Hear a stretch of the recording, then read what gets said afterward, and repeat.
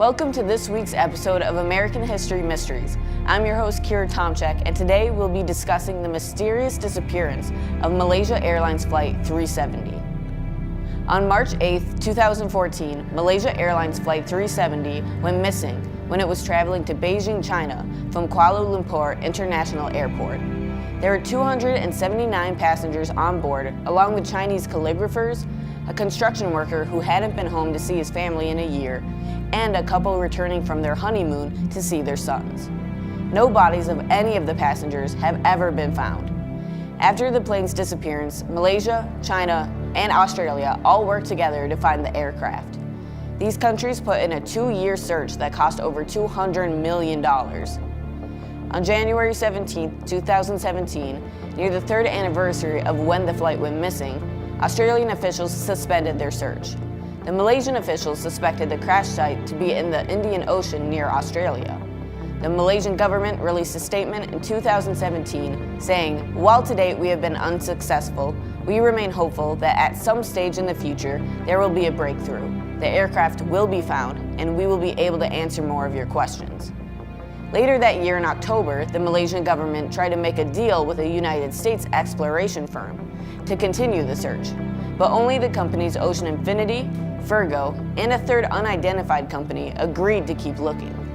Ocean Infinity was offered up to $70 million as a reward if they found the plane's debris or 2 data recorders within 90 days. Ocean Infinity used submarine drone technology to look underwater, and their search came to a close this month. Flight 370 had recorded 7,525 takeoffs and landings, and additionally recorded 53,000 plus hours of flight in its lifetime. The last time the plane was seen was on military radar at 2:14 a.m. on March 8, 2014. The plane was seen close to the south of Phuket Island in the Strait of Malacca. The last words of the pilot were, "Good night, Malaysian 370," and half an hour later, the airline lost contact with the plane. Officials believe that the plane may have abruptly changed course. Malaysia's Prime Minister Najib Razak claimed 370 had been, quote, "deliberately diverted by someone on board." Razak believes the plane flew for more than 6 hours after losing contact with the airline. The search for Flight 370 spanned nearly 3 million square miles, which is 1.5% of the Earth's surface. After a week, satellite images showed debris in the Indian Ocean southwest of Australia.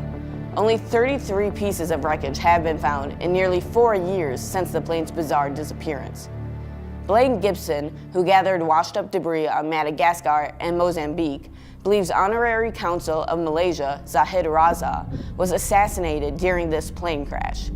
Zahid Raza was on board Flight 370, and Gibson believes someone was trying to attack him. Gibson found 6 pieces of debris, and on July 29, 2015, debris were found by volunteers cleaning a beach at St. Andre on the island of Reunion. On October 7, 2017, officials announced 2 wing flaps that had been found in Mauritius, an island surrounded by the Indian Ocean in East Africa. A few theories surrounding the disappearance of this missing flight includes French ex-airline director Marc Dugan, who accused the U.S. military of shooting down the plane because they feared it had been hijacked. Dugan wrote a book, Flight MH370, The Mystery, and in it he suggested how the plane was shot down accidentally by U.S.-Thai joint jet fighters. Another theory was developed by Malaysia Police Chief Tan Sri Khalid Abu Bakar, who suggested the disappearance was actually a suicide crash. Bakar suggested the possibility of a passenger taking out a big life insurance package, committing suicide with the plane crash, and then the money from the life insurance package would pay back debts the passenger may have owned. Coming up next on American History Mysteries, we'll discuss the most recent conspiracy theory surrounding Flight 370. Stay tuned after this short break.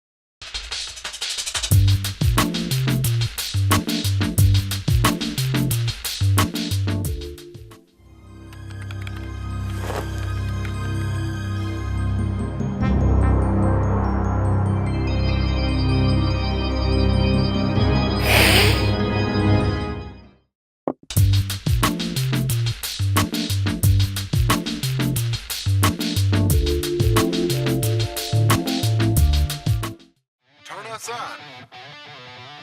Flip them off. 91.7 WSUW.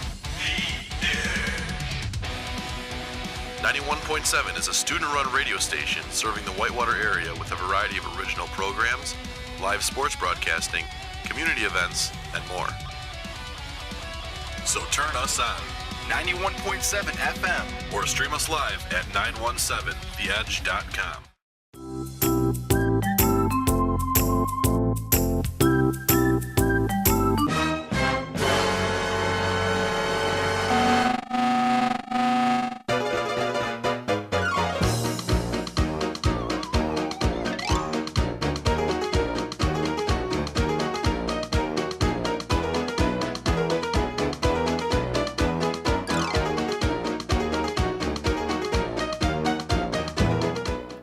Welcome back to American History Mysteries. Today we're discussing the theories of what really happened to the Malaysia Airline Flight 370 that went missing in March of 2014. The biggest and most recent conspiracy theory all started from a tweet on March 13th, 2018 by Twitter account @straightaway. Ty, or @straightaway, had received an eerie voicemail on his phone. Ty tweeted about it saying, "I really need y'all to listen to this voicemail I just got. I am deactivating my cell phone service." Here is the strange voicemail.